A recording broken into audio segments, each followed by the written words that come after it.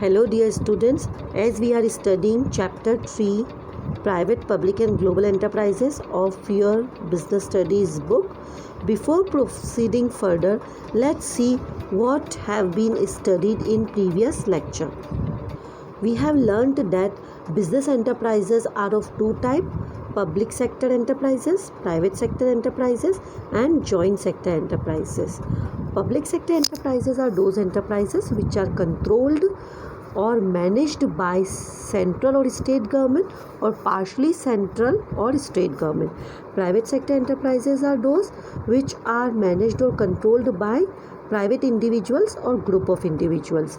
Joint sector enterprises are jointly managed by public or private individuals. Forms of private sector enterprises have been studied in chapter 2, that is sole proprietorship, cooperative society, Hindu undivided family business, partnership, etc. And now we are going to study about public sector enterprises in this chapter, and we have already studied two forms which I am going to show in next slides. And students, one thing I want to inform you that in revised CBSE syllabus of 2021, few topics of this chapter are eliminated, like joint sector enterprises, private public partnership and global enterprises. So these topics are eliminated from your syllabus of this chapter. Now let's see what forms of public sector enterprises we have studied in last lecture. So we have studied that forms of public sector enterprises, that there are three forms: departmental undertakings, statutory corporations and government companies.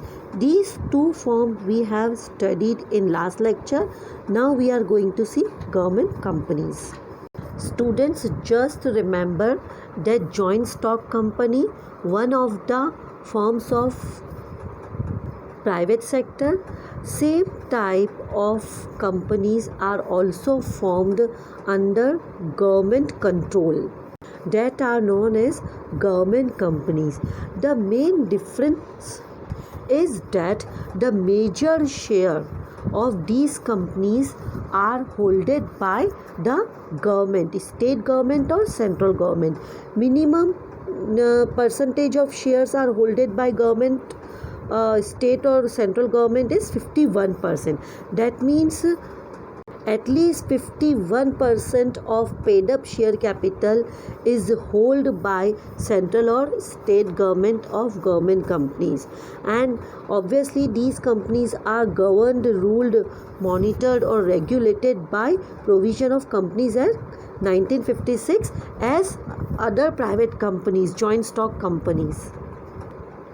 Now see the example of government companies: BHEL, Bharat Heavy Electrical Limited, Indian Oil, Coal India Limited, MTNL, NALCO, NTPC, or many more example you can see on your screen. These are the example of government companies where major shares, at least 51% or more than 51% shares are holded by the government. Now have a look on the features of government company. Number 1, registration.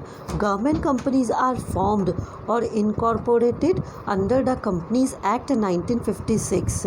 It functions as per the provision of the Companies Act.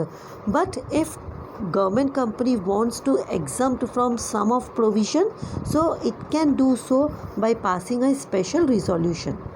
Now second point is ownership. As we have seen that the major paid up share capital of company is holded by the government, that is minimum 51% share. So it is partly or wholly owned by the government, but in the name of president.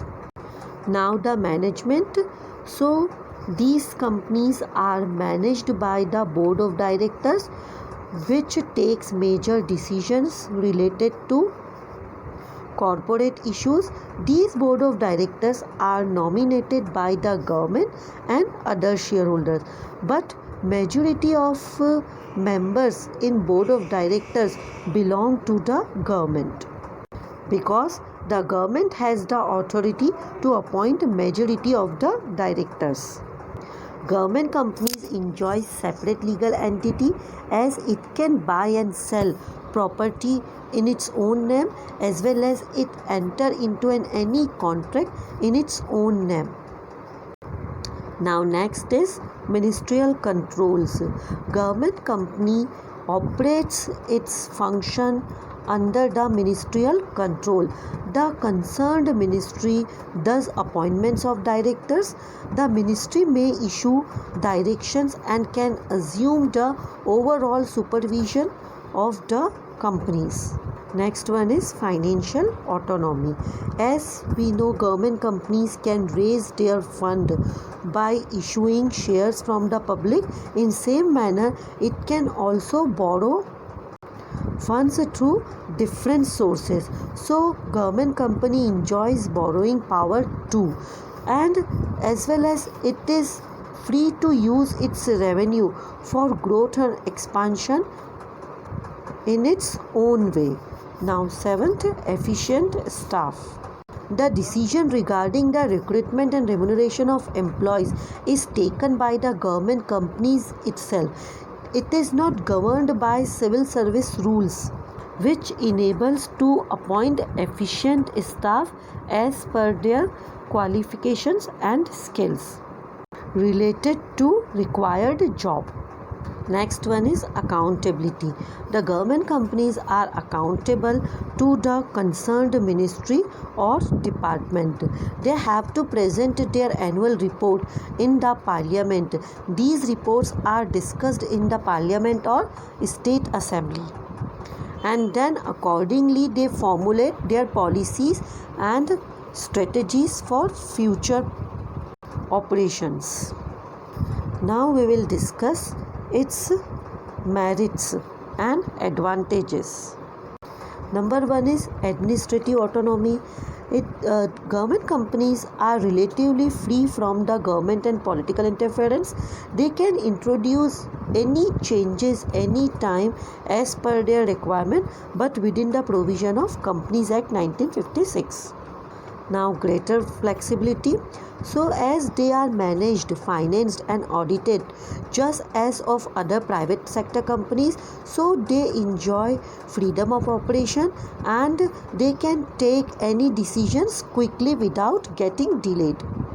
Third one is efficient staff. As government companies free to appoint their employees in their own way, because they have their own rules and regulation regarding remuneration and recruitment of employees. So they offer good salary and good financial remuneration to their staff. So they can appoint professional and specialized people. Next one is collaboration. As government companies can operate their business by joining hands with private enterprises to get managerial and technical skills. In this way, they can enjoy the benefits of collaboration. Alright, now along with merits, there are certain demerits and disadvantages too. Let's discuss one by one. So number one, autonomy on paper only. So government, being the major shareholders, generally dominates the government companies in internal management affairs. So freedom of operation is on paper only, just like formalities. Number two, political interference. Government companies are not free from political interference, as ministers also interfere in the governmental issues, companies' managerial issues, and they treat the government companies as their personal property. They generally form policies and strategies to serve their personal motives. Third, board packed with the government representatives. As majority of directors are appointed by the government, so these directors always try to please the government rather to improve the efficiency of the government company. we have seen advantages and disadvantages of government companies. So, in which areas establishing government companies is suitable? So, let's see its suitability. So, it is suitable where government wants to operate control in the private sector but without bringing the nationalization. Secondly, it is suitable where government wants to go for collaboration with private enterprises, or where the projects require government planning and funds. Now let's see the changing role of public sector. As we have seen that before 1991, public sector was assigned a major role in the economy, but in spite of assigning major role, public sector was not performing up to the mark. It was suffering from several problems like overstaffing, underutilization of resources, inefficiency, excessive overhead expenses, etc. So, to overcome these problems, government has decided to bring reforms which increased the role of private sector enterprises in the economy. Although the performance of public sector enterprises was very poor, but still its development can be improved by certain improvement measure, because the role of public sector enterprises cannot be overlooked, because it is very important to overcome from certain economic and social problems like poverty, unemployment, economical imbalance. It was very necessary to develop the public sector enterprises in order to maintain the balance in the economy. So, government introduced 4 major reforms in the new economic policy of 1991 to bring improvement in the efficiency level of public sector enterprises. These reforms are: restructure and revive a potential or viable public sector units, that is PSUs. Close down those public sector units which cannot be revived, which are not performing well and cannot be improved by investing further funds. Third, bring down the government equity in all non-strategic PSUs to 26% or lower is necessary. That means de-investment of shares by the government in many areas of non-strategic. Only strategic areas are kept under control of the government. Fourth, fully protect the interest of workers. It brought several reforms or several measures which improved the working conditions of the government companies for the employees, as well as to improve the efficiency level of employees. Alright, now that's all in this lecture.